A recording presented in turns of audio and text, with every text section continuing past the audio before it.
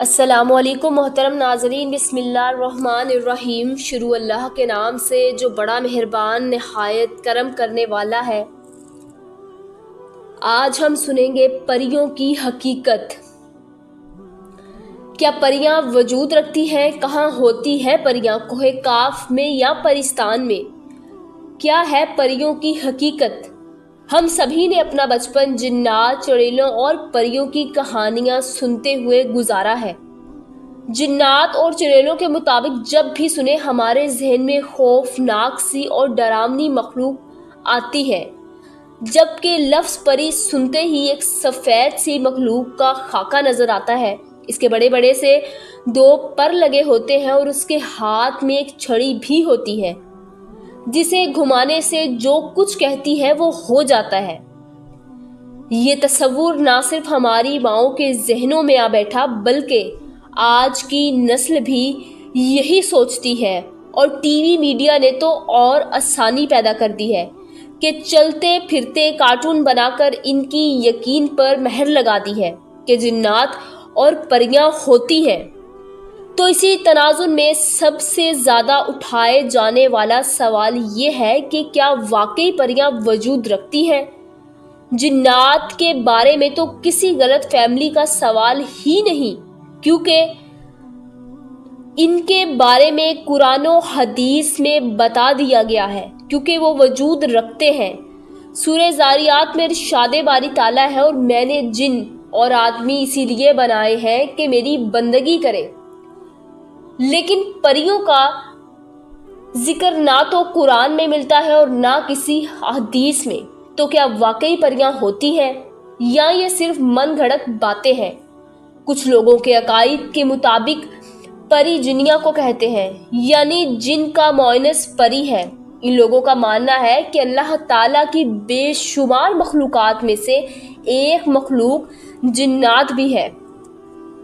جس طرح انسان میں مرد اور عورت ہوتے ہیں، اسی طرح جنات میں بھی مرد اور عورت ہوتے ہیں، اور یہ انسانوں کی طرح شادی بھی کرتے ہیں۔ تو جن کی شادی پری سے ہوتی ہے کیونکہ پری جنیا ہوتی ہے۔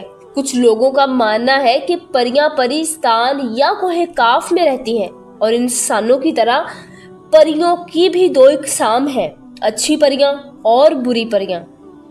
بلکہ اکثریت تو یہ ماننے کو تیار ہی نہیں کہ پریاں بری بھی ہو سکتی ہیں۔ ان کے نزدیک اچھی مخلوق ہی پری ہے، اور اس کی برائی کا عنصر ہی نہیں جا سکتا، اور وہ ہمیشہ لوگوں کی مدد کرتی ہے۔ یہاں تک کہ ماضی میں کئی لوگوں نے پریوں کو دیکھنے کا دعویٰ بھی کیا تھا کہ انہوں نے پریوں کو دیکھا ہے۔ یہاں تک کہ آج بھی کئی لوگ بہت سی ہونے والے واقعات پریوں سے منسوب کرتے ہیں۔ یہ تصور آج سے نہیں، سینکڑوں سالوں سے چلا آ رہا ہے۔ ماضی میں لوگ یقین سے بڑھ کر عقیدہ رکھتے تھے کہ پریاں ہوتی ہیں، اور جنات کی طرح یہ بھی انسانوں کے آس پاس ہی ہوتی ہیں۔ مگر آج کے زمانے میں جب معاشرہ ترقی کر چکا ہے اور سوچ بہت بدل گئی ہے، تو کیا آج بھی یہ سوچا جا سکتا ہے کہ پریاں حقیقت میں وجود رکھتی ہیں؟ تو اس کا جواب ہے نہیں۔ ایسا ممکن ہی نہیں ہے کہ پریاں اصل میں ہیں۔ یہ صرف قصے کہانیوں کا ایک کردار ہے، اسے خود انسانی ذہن نے تراشا ہے۔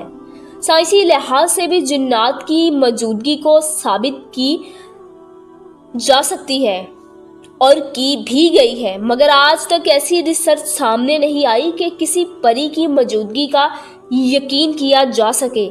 مذہبی حوالے سے بات کی جائے تو پریوں کا تذکرہ نہ قرآن میں کیا گیا ہے اور نہ ہی کسی احادیث میں۔ پھر ہمیں زیب نہیں دیتا کہ ہم پڑھے لکھے ہونے کے باوجود ایسے دیو ملائی کہانیوں کے کردار کو سچ سمجھ لیں، اور مواقع کہانیوں سے ہی عکس کیا گیا ہے۔ وہ جل پری کا ہے کہ پری سے متعلق اور مخلوق بھی ہے جسے جل پری کہا جاتا ہے، یعنی کہا جاتا ہے کہ یہ ایک ایسی مخلوق ہے جو پانی میں رہتی ہے، اور اس کا نچلا دھڑ ایک مچھلی کے جیسا ہے، और ऊपर वाला इंसानों जैसा है और ये पानी में ही रहती है।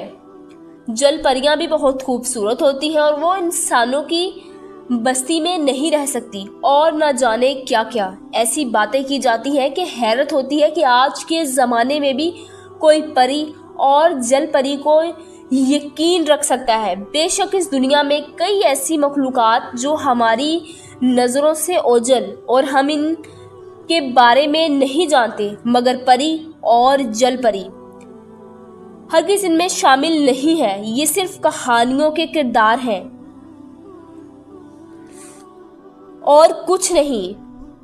और परी और ना ही ये जिन्नात की मुआइनस हो सकती हैं। इसलिए परियों के लिए खुद तस्लीम करने के बजाय हमें अपने बच्चों को सिखाना चाहिए कि जिन परियों की कहानियाँ वो सुन रहे हैं उनको सच ना समझ लें और सिर्फ उनकी मौजूदगी कहानियों तक ही महदूद रहें। उम्मीद करते हैं आपको हमारी आज की वीडियो अच्छी लगी होगी। अगर आपको हमारी वीडियो पसंद आई है तो हमारे चैनल को सब्सक्राइब करें, लाइक करें, कमेंट्स करें। मिलते हैं नेक्स्ट वीडियो में। अल्लाह हाफिज़।